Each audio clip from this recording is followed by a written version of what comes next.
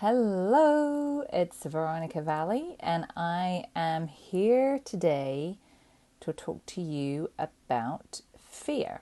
And I am just going to share this into my Facebook group and get live on Instagram. Hello, it's Veronica Valley, and I am here today. Okay, there we go. And then, hello, if you're watching this live, we are going to be talking about. Where's my thing? We're going to be talking about fear. So, if any of you read my book, Why You Drink and How to Stop, hi Sue, then you will know there's a whole chapter in there about fear is the engine of an alcohol problem. So that has been my experience. It's been my experience of almost 20 years sobriety and a long time working as a psychotherapist in this field. So fear is what keeps us drunk, because fear is one of the hardest things for people to talk about. How do you have those conversations? There's kind of two kinds of fears. There's the surface fears, which are more, they're a little easier to talk about, but not that much. Which is, fear that I could lose my job, or fear of something happening to my kids, or like that kind of stuff. And then there's another level of fear, which are more existential fears. And those are fears of not being good enough, fears that I might not be loved, all of that kind of stuff. And now that's the stuff that's really, really hard to talk about. But I want you to know that everybody has them. Everybody experiences fear, and everybody deals with it in a different way. But we're all of us, to some degree or another, pretty good at hiding it. Now, the thing about fear, it's an emotion that's in our DNA. We can't ever be free of fear. We have to have fear. It's part of our survival. It's programmed into us because we wouldn't know to run away from the saber-toothed tiger millions of years ago if we didn't experience fear. It's what triggers the fight or flight response. But because, and I'm being general here because I know this is not true for everybody, but generally we're not having to deal with life-threatening threats like a saber-toothed tiger, etc. Our fears are existential, which is the fear of not good enough, fear of not being loved, but they still trigger the fight or flight response, and they feel very, very, very intense. So to really overcome an alcohol problem, we have to be able to manage our fear.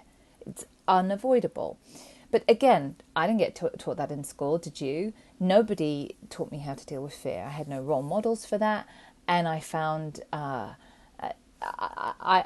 so my method of dealing with fear was to pretend that I didn't feel that way and squash it down and hide it. Now that's very, very hard to do. But alcohol is a great tool to be able to do that. Like it works really well for a little bit of time. Now there's a massive cost that goes with that, but for that few hours of relief, or to just make things feel a little bit easier, alcohol works really, really well. And that's why when we cross the line from being, it's progressive. An alcohol problem is progressive for everybody. Now, I want to tell you, from my first drink, I drank what I would describe as alcoholically from my first drink. But that's not true for a lot of people. A lot of people have what's called either an appropriate relationship or appropriate for their peer group. Maybe they binge drank through college and things calmed down. But I have lots of clients maybe later in their 30s or 40s, it became more of a problem. So it's different for everybody. But what happens when we cross that line into an alcohol problem? Fear is always a massive part of that. Dealing with fear is the number one thing, one of the number one things you have to do in your journey into sobriety. And you have to find the right kind of help to be able to deal with that. Because when fear is left unchecked, what that develops into is anxiety and panic attacks. And I say that from personal experience, somebody who had 10 panic attacks a day. And severe anxiety. I couldn't go to meetings. I couldn't go into college. I couldn't get on a bus. I couldn't be in a room full of people because my anxiety was so high. if anybody's watching this and they suffer from that kind of anxiety and panic, I know exactly what that's like. It's horrible. I wouldn't wish it on our worst enemy, and on my worst enemy. And it all stems from out of control fear. You know, I was thinking about this the other day when I heard someone talking about that they suffer from anxiety. And what I want to say about that is, when we kind of think about we suffer from anxiety, it's almost like it's an abstract thing that just happened to us, like German, like chickenpox. Just happened to get chickenpox, and that's just how it is. There's a lot you can do, to not just deal and minimize anxiety and panic attacks, but to get rid of them completely. And I speak from personal experience about that. Don't suffer from anxiety. There's many pathways and treatment that will work for you, so you can live without that. And I've lived without anxiety and panic attacks for 18 or so years. I now have appropriate emotional responses to events.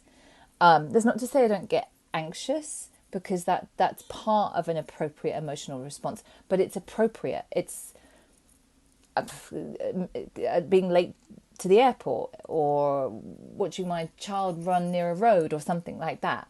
I would have anxiety. That's an appropriate emotional response to the event. What we don't want is just to feel anxiety, fear and panic for just no reason, and it's unexplained. The reason that we feel that is because they are linked to issues that we have not resolved, that are inside of us. And basically, the anxiety and the fear and the panic is sending a message going, hey, there's some stuff here you really need to give some attention to. And that's what the message of anxiety is doing. So fear is an extreme form of that. So how do we change our fears? We change our fears by, there's a great book by, oh gosh, I've got it somewhere. It's called Feel the Fear and Do It Anyway. I mean, that's the first step, is understanding that we are going to experience some fear when we do things, and especially when we do new things, and especially when we grow. The trick is to being able to learn to manage that fear. So here's some of the ways that you can change that fear. Absolutely talking to somebody about it and sharing about how you feel. For me, when I first talked about my fear, which I'd never spoken to anyone else on the planet, I just couldn't even go there. It was a tremendous relief. So being able to talk to somebody, being able to tolerate sitting with a little bit of discomfort as you edge through whatever the experience is, letting go of outcomes. That's a big thing with dealing with fear, because what we do is we often do something that's called projecting. Like, so, well, what if this happens, and then that could happen, and that can happen, and then our fear and anxiety feed of all of these things that haven't happened, but in our imagination we think could happen, and that would be terrible. So letting go of outcomes, keeping to our side of the street, doing the best we can, and letting go of what the outcome is, how somebody might feel, what might happen, as long as we've done our best, that will help in diminishing our fears. Creating affirmations and expanding our comfort zones. What fear does is it reduces your life. When you live in fear, it just makes your life smaller. There's things and people and situations and circumstances that you can't show up for or be part of because of the fear that you're either feeling or anticipate feeling if you say yes to those things. So our lives just decrease in this way, and that becomes really, really, really uncomfortable. And we start living our lives just to manage our fear instead of being free to be who the people that we're meant to be. So one of the things that really helped me dealing with my fear and getting it manageable was really understanding that everybody's scared. That I'm really good now because I'm trained in being able to spot this at 100 paces off people. So often someone will say to me, like, they just, like my husband, for instance, will say, like, someone just did this or said this thing or did this thing and it was like weird, or why did I do that? I said, it's because they're scared. That's why they did that. It's because they're really frightened. And so they were that's why they behave that way. So I can, it's much easier for me to read now. And it's really important to know that everybody's scared, because then you know you're not alone. You really are not the only person who's dealing with this, and it can also help us have empathy for people.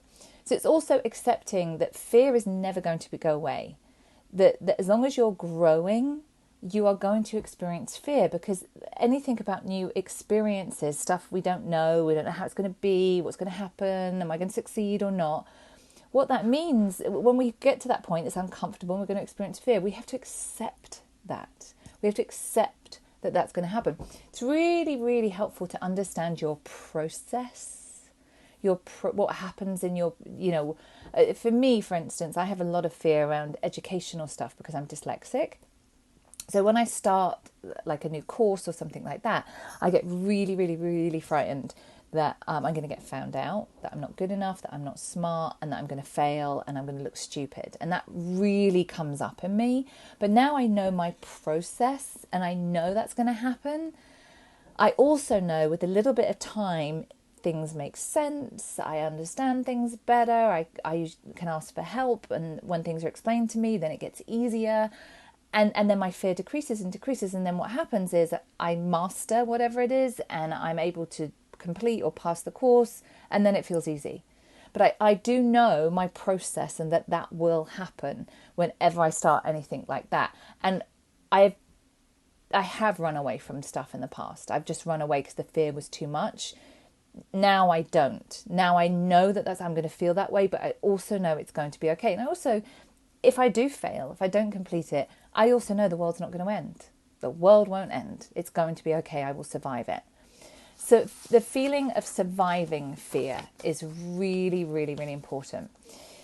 So the only way to get rid of fear is to go out and do something about it, is to share how you feel and to take action. Pushing through the fear is actually far less frightening than living in its shadow, in that little box that we create, that it reduces us to. That is a truly terrifying way to live. But you do need help. I had someone who joined the Sober for Life program this morning who said they've tried to get sober on their own, they just can't do it. And I'm like, no, why would you make this any harder than it has to be? Because I know everybody coming into my group is experiencing some kind of fear and dealing with fear. Why would you want to be alone with that? Having a community of people who really understands that just makes that so much easier. Now, here's what's great about sober groups is you don't have to pretend when you join one. It's not like when at the school gates or at the church meeting or at coffee morning or at work or whatever. Like, we put on a side of ourselves that's appropriate for that situation. And what happens, and that is appropriate, but what happens is we don't often have places that we can show up with our real selves, where we're hurting or struggling or we're really frightened. Like, it's not appropriate to do that in a lot of places, but there are places where it is appropriate to do that because we're not used to doing it. It feels very difficult. Sobriety groups are great for that, because you simply wouldn't be in the Sober for Life program if you weren't feeling all of those things. So we already know that about you, and we want you to know that it's okay, because we've felt that too, and that we've actually been able to develop methods to overcome it, and for to be able to conquer that stuff and to begin to feel better. So the Sober for Life program, we have a whole section on fear. One of the things that I teach is emotional freedom technique, which I really wish I knew about when I was having panic attacks and anxiety, because it's a lifesaver. EFT is a really, really simple technique that you can use to instantly reduce anxiety and deal with fear and feel better. And in the long term, you can use it to get to that core issue that's underneath the fear and driving all of those feelings. And we have modules on that in the Sober for Life program. The Sober for Life program closes tomorrow. You have a day and a half left to join. We have people flooding in at the moment because we have so many different resources and workshops for about $20 a month. I know you spent that on alcohol and trying to fix yourself. If you think of all the money you've spent, not just on alcohol, just on trying to fix your feelings, when you've gone and bought crap that you didn't need to get that high from making a purchase, or crap food, or signing up for things and then not following through. I know that you have spent more money than that on alcohol and trying to fix yourself every month. So this is an investment in yourself, and you can cancel anytime, so there's no risk. People are flooding in at the moment because we have such a strong community of people who are looking to live an alcohol-free life. But the group is nurtured and shaped by myself and Chip Summers, my Soberful co-host. We have over 50 years of sobriety between us. We have decades of experience as psychotherapists and coaches working with people to overcome all kinds of problems to do with addiction. So we really do know what we're doing. And we have hours of content, new content every month, where you can show up to workshops on lots of different subjects. You can ask questions. You can even come to our monthly recovery group, which is a Zoom call. It's kind of like Skype, where we can talk with each other and you can tell us what's going on, and we can offer you some laser focused coaching. So we have online recovery groups where you can do all of that, and you can show up on the phone or on video, whatever you feel comfortable with. Oh, also with Sober for Life, you don't have to use your real name either, so you can join anonymously. But enrollment is closing tomorrow. It won't open again till January. This is your last chance to get in and get that kind of support, be part of the program, and to get all of the resources you need to get through all of the holiday periods that are coming up. So are you going to be one of the 10 or 20 that's going to join today and get started so that this weekend could actually be different for you? How about that? The link is in the comments. The link is in my bio. If you have any questions, reach out to me. But if you are on the fence, join. You can always cancel next month and spend your $20 somewhere else if you want to. But you can join and you can dive into all of the resources. You can watch some of the videos. You can know that you're not alone. And how you feel is actually very, very common garden. I will be back for one last video tomorrow to give you an insight, a sneak peek as to what is actually in the program. And I look forward to seeing you then. Bye-bye.